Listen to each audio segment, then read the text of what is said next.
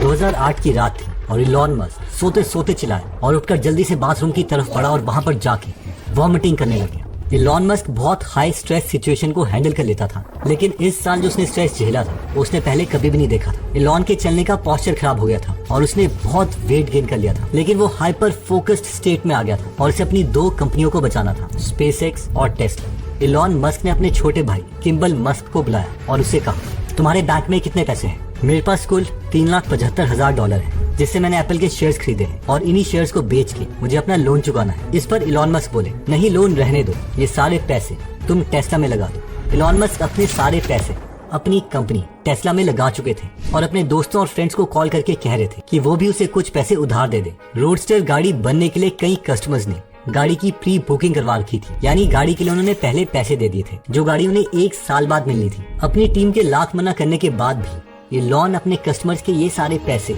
अपनी कंपनी में लगा चुके थे। 2008 के क्राइसिस में सारी कंपनीज बंद हो रही थी और कोई भी इन्वेस्टर इलॉन की कंपनी के लिए उन्हें पैसे नहीं दे रहा था। इलॉन मस्क की वाइफ तलुला ने अपने पेरेंट्स को इलॉन की सिचुएशन के बारे में बताया, जिस पर तलुला के पेरेंट्स ने कहा कि हम अपना घर गिरवी रख देते हैं और इससे जितने भी पैसे मिलेंगे वो हम इलॉन को दे देंगे, लेकिन इलॉन ने इसके लिए मना कर दिया। इलॉन की ऐसी हालत देखकर इलॉन के दोस्त मार्क जनकोसा ने कहा, यार स्पेसएक्स और टेस्ला में से एक कंपनी को बंद कर दे और एक पर ध्यान दे। इस पर इलॉन मस्क ने कहा, ये सवाल मेरे लिए कुछ ऐसा था जैसे कि मेरे पास 2 बच्चे हो और मेरे पास उन्हें खिलाने के लिए कम खाना हो और कोई मुझसे कह रहा हो कि तुम सारा खाना एक बच्चे को खिला दो और दूसरे को मरने दो ताकि एक बच्चा तो जिंदा रहे।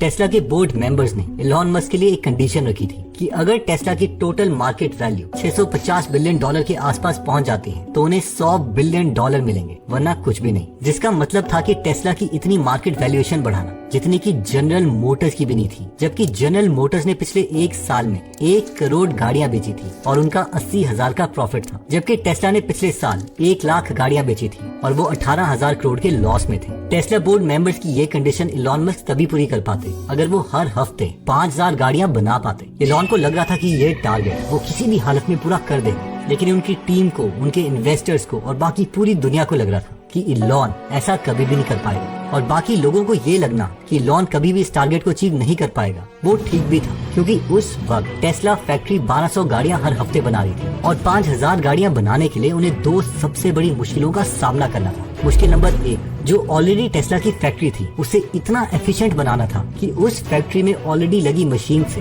वो 1200 के बजाय 3600 गाड़ियां बनाए, जो कि नामुमकिन था। मुश्किल नंबर 2, उन्हें 5000 गाड़ियां एक हफ्ते में बनाने के लिए एक नई फैक्ट्री की जरूरत पड़ेगी, जिसकी अगर गवर्नमेंट से परमिशन लेनी पड़े तो करीबन 2 साल लग जाएंगे और उनके पास सिर्फ 6 महीने का टाइम था। अब इन 2 कारणों की वजह से बहुत से लोगों ने टेस्ला का स्टॉक शॉर्ट कर दिया। तो हमें से जिन्हें शॉर्ट के बारे में नहीं पता, तो अगर टेस्ला के शेयर का प्राइस नीचे गिरता तो ये लोग बहुत पैसे कमाते। और टेस्ला के शेयर को शॉर्ट करने वाले लोगों में 2 बड़े नाम शामिल थे। पहला था जिम चेनोस और दूसरे थे बिल गेट्स।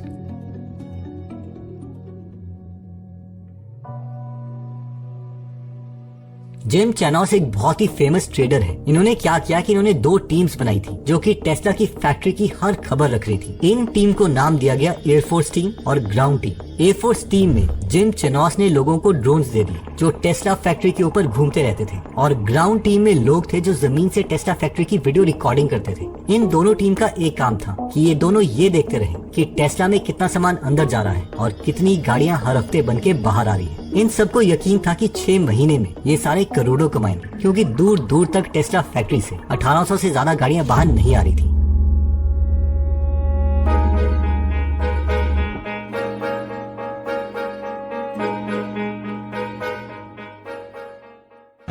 हर हफ्ते 6000 गाड़ियां बनाने के लिए जितने भी पुर्जे चाहिए उन सबको मंगवा लो। 6000 गाड़ियों के लिए पुर्जे। इलॉन, इन सब के लिए हमें पैसे देने पड़ेंगे। अगर हम इन पुर्जों को गाड़ियों में कन्वर्ट ना कर पाए तो हम सब बर्बाद हो जाएंगे। टेस्ला को बंद करना पड़ेगा। इलॉन, तुमसे जो कहा बस वो करो।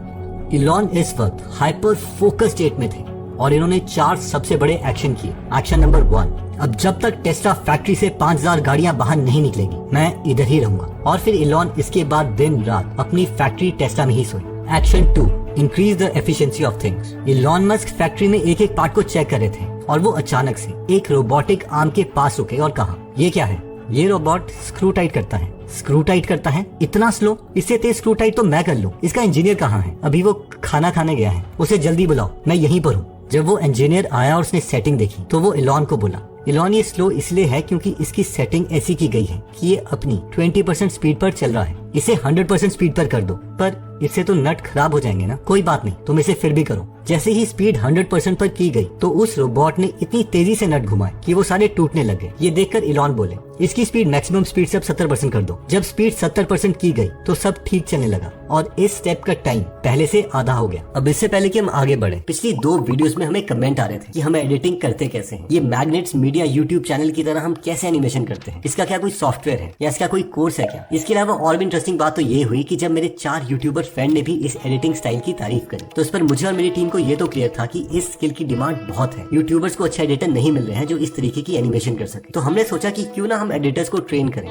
उन्हें कोर्स दें और उस कोर्स में एक असाइनमेंट भी दें। अब जिसका भी मन होगा वो असाइनमेंट कर सकता है और हम अपनी वेबसाइट में लोगों की असाइनमेंट शेयर करेंगे। अगर किसी यूट्यूबर को उनका काम अच्छा लगता है तो हम उस एडिटर से उन्हें मिलवा सकते हैं। इससे एडिटर को काम मिल जाएगा और यूट्यूबर को आसानी से अच्छे लेवल का एडिटर। तो अभी तो हमने ये कोर्स नहीं बनाया है, ना ही हमें ये पता है कि इस कोर्स का प्राइस क्या होना चाहिए, क्योंकि कई लोग इस एडिटिंग कोर्स के 44,000 रुपीज तक चार्ज कर रहे हैं। एनीवेज हम नहीं चाहते किसी को इतना पे करना पड़े। अभी हमने अपने कोर्स के प्राइस को डिसाइड नहीं किया है, लेकिन हमें ये पता है कि इसका प्राइस फ्यूचर में 1247 रुपीज से कम तो नहीं होगा। तो अभी अगर आप इस कोर्स को प्री बुक करना चाहते हैं तो इसका लिंक हमने डिस्क्रिप्शन और फर्स्ट कमेंट में दे दिया है और प्री बुक करने पर आपको 500 रुपीज का डिस्काउंट मिलेगा। यानी अभी आप इसे 747 रुपीज में ले सकते हैं। आपको अप्रोक्सीमेटली 30 दिन के बाद मिलेगा, लेकिन ये बेस्ट कोर्स होगा और हम इस कोर्स में अपनी एग्जैक्टली एक वीडियो कंप्लीट करके दिखाएंगे। इसके साथ ही इस कोर्स में करीबन 2 मिनट की असाइनमेंट होगी, जिससे आप कंप्लीट करोगे तो उसे हम अपनी वेबसाइट में मेंशन कर देंगे, ताकि कोई भी एम्प्लॉयर जो एडिटर को ढूंढ रहा है वो आपको हायर कर पाए।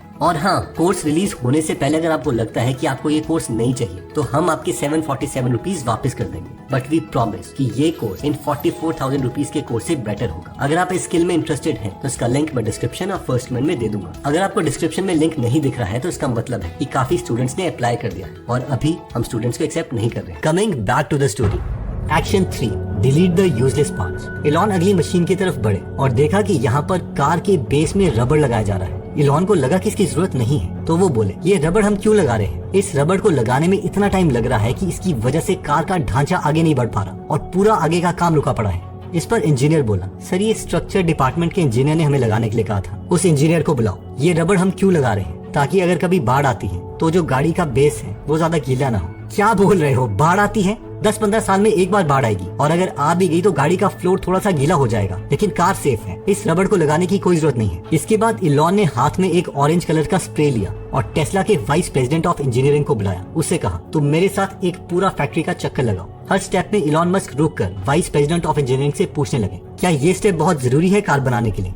अगर इसका आंसर वो इंजीनियर नो देता तो इलॉन मस्क उस पार्ट के ऊपर एक्स मार्क कर देते, जिसका मतलब था कि इस मशीन को फैक्ट्री से निकाल दो और कार में ये स्टेप करने की जरूरत नहीं है। Action 4, world war 2 strategy. Elon ने अपनी टीम को कहा, गवर्नमेंट हमें नई फैक्ट्री की परमिशन इतनी जल्दी नहीं देगी, लेकिन हम एक काम कर सकते हैं। देखो, जब वर्ल्ड वॉर 2 हो रही थी तो अमेरिका को ज्यादा से ज्यादा बॉम्बर प्लेन बनाने थे, तो उन्होंने प्लेन बनाने वाली कंपनीज के पार्किंग लॉट में ही फैक्ट्री को सेट कर दिया टेंट लगाकर, जिसकी वजह से वो और ज्यादा प्लेन बना पाए। हम भी एग्जैक्टली ऐसा ही कर सकते हैं। इलॉन के ये कहने के 2 हफ्ते बाद ही उनकी टीम ने पार्किंग लॉट में ही टेंट लगा के फैक्ट्री सेट कर दी। वहाँ पर बहुत गर्मी हो रही थी और वर्कर्स को तपती धूप में काम करना पड़ रहा था, तो टेस्ला की टीम ने वहाँ पर आइसक्रीम के ट्रक खड़े कर दिए ताकि कोई भी वर्कर काम करने पर आइसक्रीम खा सकता है। इस टेंट के अंदर कोई भी रोबोट काम नहीं कर रहा था, सारे के सारे ह्यूमन वर्कर्स ही थे, क्योंकि नए रोबोट्स लाने के लिए ना तो पैसे थे और ना ही समय। इस टेंट में एक दिक्कत और आ रही थी, क्योंकि कोई भी कन्वेयर बेल्ट नहीं थी, तो कैसे कोई भी इंसान इतनी भारी चैसी को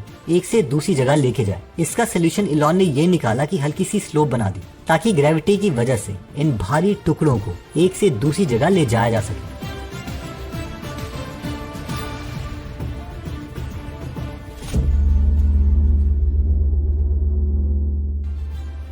टारगेट के 6 महीने होने से कुछ दिन पहले ही जुलाई 2, 2018 को सुबह के 1:56 में इलॉन ने ये ट्वीट किया, 7,000 गाड़ियां 7 दिन में, हार्ट टेस्ला टीम हार्ट। इस ट्वीट के बाद टेस्ला का शेयर प्राइस कई गुना बढ़ गया। जिम चैनोस, बिल गेट्स और जितने भी शॉर्ट सेलर्स थे जो कि ये मान के चल रहे थे कि इलॉन मस्क कभी भी 5,000 गाड़ियां एक हफ्ते में नहीं बना पाएंगे, उन्होंने कुल मिलाकर $38 बिलियन पैसे लूज कर दिए, यानी 1,80,000 करोड़ रुपए लूज कर दिए। ये इतना पैसा है कि इसमें ये शॉर्ट सेलर मिलके 14 बुर्ज खलीफा बनवा सकते थे। बिल गेट्स ने टेस्ला शेयर को शॉर्ट करके करीबन खुद 14,000 करोड़ रुपए गंवाए।